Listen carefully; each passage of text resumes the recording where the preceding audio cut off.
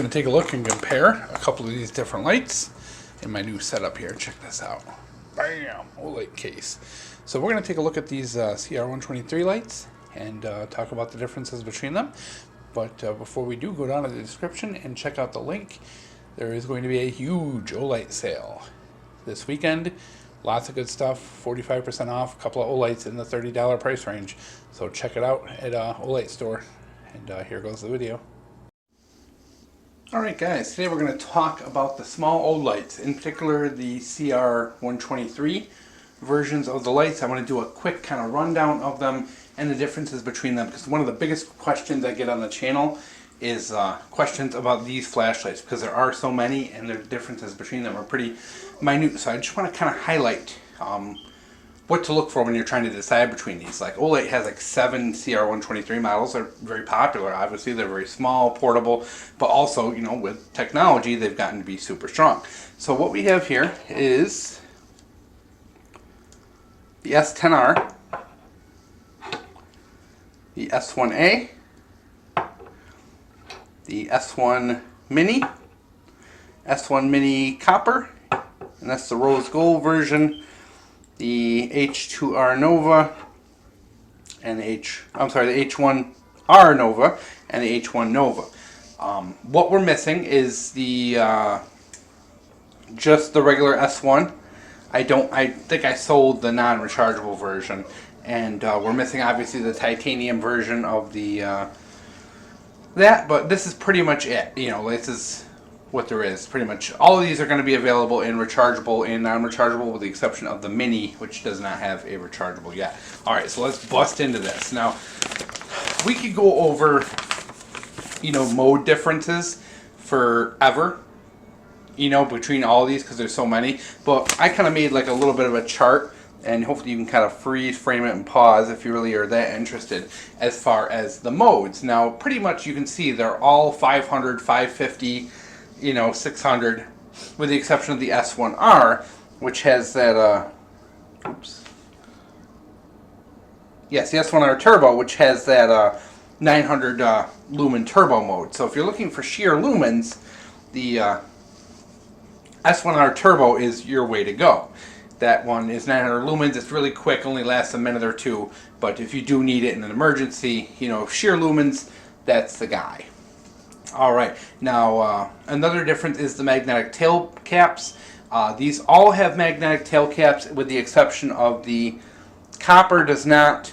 They are all very strong, with the exception of the Mini, which is kind of weak. It'll hold its own weight, but it's not as strong as the rest. The rest are super, super strong. This one's a little weak.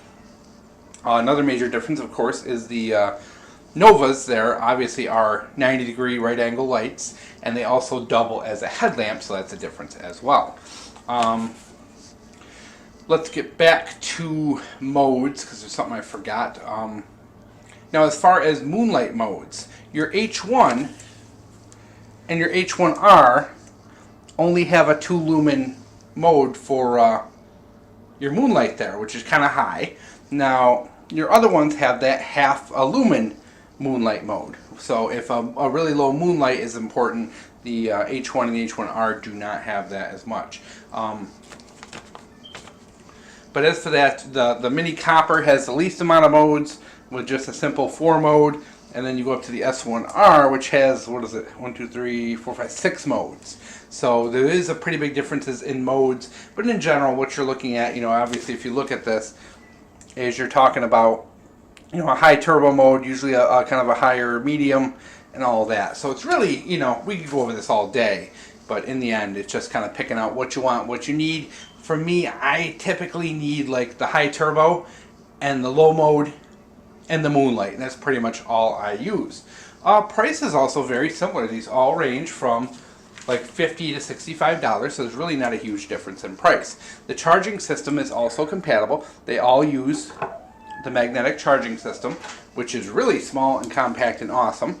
So you have that, and it's just a little USB powered thing. And the cool thing is you can have one charger and use it with all the lights.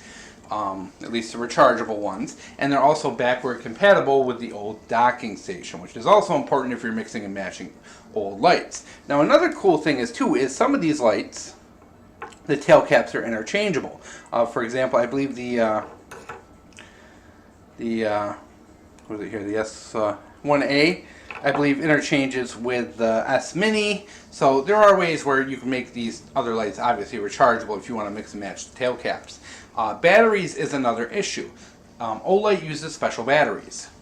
Why is that? Because Olight has this new magnetic charging system, and it basically charges in the tail cap with the positive facing the back, which is opposite of the rest of the world.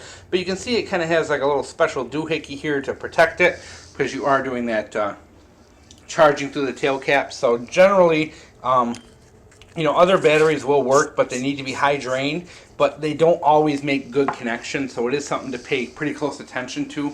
If you're going to be using other people's batteries, they don't always make the best connection, and some of them just don't work all right because of that funky tail thing. Now, your non-rechargeables, of course, should probably go in from here. Your non-rechargeables use those just plain Olight CR123s. You can interchange those with any high drain CR123. You are going to need high drain though, because these things do pull a lot of juice. Your average run-of-the-mill crappy CR123 is not going to give you a turbo. Sometimes your turbo won't work, or it'll just click on for a second or two and then drop down. Lastly, the big difference you're going to see between these is the optic. Now, the S10 has a completely clear glass optic. Your S1 has a TIR lens. Your S Mini has a frosted TIR lens. The S Mini Copper has a clear TIR lens. And then the H1s have a just diffused plain lens. Now we're going to do some quick editing and show you the difference between those. Okay guys, we're going to start obviously with the biggest difference between them, which is a clear lens, and we're going to bump that down so you can see a little better, and the diffused lens. You can see a pretty big difference. Drop that mode so it's a little more even. Alright, so you can see a pretty big difference between the beams.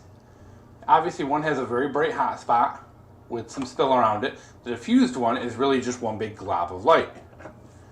Cool. Okay. Why is that important? Well, it depends on what you're doing. If you are, for example, reading in a tent, this kind of beam can be very tough to read with. Having that hot spot on a white page can kind of, it's not the most comfortable thing to read with this sort of light. So if you're looking to read close quarters in a car or something like that, this one with the plain lens is not the best. Now we're going to look at the difference between the clear TIR and your plain, which your plain one's on the left here, and your TIR. Buck that down a little. On the right. Now you can see here, this one does have a hot spot still, but it's way more diffused than the clear one. You can see a big difference in the hot spot there. So now we're going to bring in the frosted TIR and look at the difference between that. You can see it's a much wider hot spot. We'll bring that up one more. Much wider hot spot, very little spill, very diffused area. And then now we'll compare, now that we've seen them all compared to the clear, we're going to do the TIR versus the frosted TIR. And you can see the difference between them. Of course, this one here is a different tint, so do pay attention to that. But you can see there is a difference between that hot spot, even with the frosted and the unfrosted TIR. And then we're going to do TIR versus the diffused. You can see that diffused is just a big glob of light versus the TIR. Now we're going to do the frosted TIR, which you can see has that kind of hot spot to it. But when you compare it to the diffused, you can see how much, you can really kind of see a difference. This has a kind of a fairly defined center to it, versus this has no center at all. It's just that glob of light. So that beam profile is going to make a big difference to you guys and what you're doing with it. Whether you want distance or whether you want a light for close up. Alright guys, just to wrap up, as we kind of talked about here, the differences between them are, kind of small, but also kind of big. Like I said, there is a huge difference in the beams these things throw out and the kind of light. You know, even just between the different tints, the high CR versus the regular, neutral white versus cool, which is very important to some people. Functionality, of course, having the two, you know, Nova headlamps versus the regular ones. But a lot of these, you know, the features are pretty much the same as far as Olight, the Olight user interface, and all that are the same. So what you really need to look at when you're trying to pick out which one of these you want, of course, are the basics. Do you want rechargeable versus non-rechargeable? Do you want, you know, that 90-degree headlamp versus a regular traditional flashlight? You know, do you want the magnetic base? You know, and then what kind of lens do you want? I think that's important. For me, the kind of lens is very important. I strongly prefer diffused lenses for EDC. Most of my EDC work is up very close. Very important to me. May not be for you. You know, they all have pocket clips, and the pocket clips are all very similar. You know, really nothing major difference between them. The only one that's really of any note is that the Mini, the pocket clip can't rotate. It's fixed in one place. So that's important to note. But yeah, these guys, you know, it's all the same user interface. It's all the same, you know, kind of idea as far as what Olight has, but you're just able to narrow down what you really need for your daily use or whatever. Now, it just kind of off the top of my head, if I was going camping, I would bring the S10. Why? It's got the further throw because of the clear lens. It's got that 900 lumen turbo, the super turbo mode. So that's, for me, would be something I would bring camping. That just makes sense to me. You know, when you're camping, you need that further distance and all that. So very important. EDC, I really like the Novas for EDC. That diffused lens is very good. You know, it's very good close up. It's very good. It's a very versatile design. I can put it on my shirt, put it on my hat, ride it in a pocket and walk around. There's just so much I can do as far as using it, whether I'm under the hood of the car working or just, you know, in my car looking at an address at night or something like that. Just massively versatile light. You know, and then for other things, you know, it really depends. Obviously, the copper is kind of a dressy light. That's a light, you know, I take when for show kind of thing. Maybe I'm dressed up a little bit, you know, to have something fancy like that sticking out of your pocket. Is, you know, it's got a little bit of a cool factor, which we really don't get into with this channel much. But those copper ones, they just look really nice. If you're the kind of guy who likes taking EDC photos, that copper is just super, super sweet. But they're very, very similar, guys, and it's a very tough choice. You know, choosing between the S10A and the S10, you could say, well, geez, you know, that 900 lumens versus the 600 is only like, what, 1 minute of turbo? Is it really worth it? But then you look at the other differences as well as far as the optic, you know, the TIR versus the regular lens, and it starts to make sense. You know, do I want that big, strong beam, you know, if I'm going to be working close up, or do I want that more diffused TIR?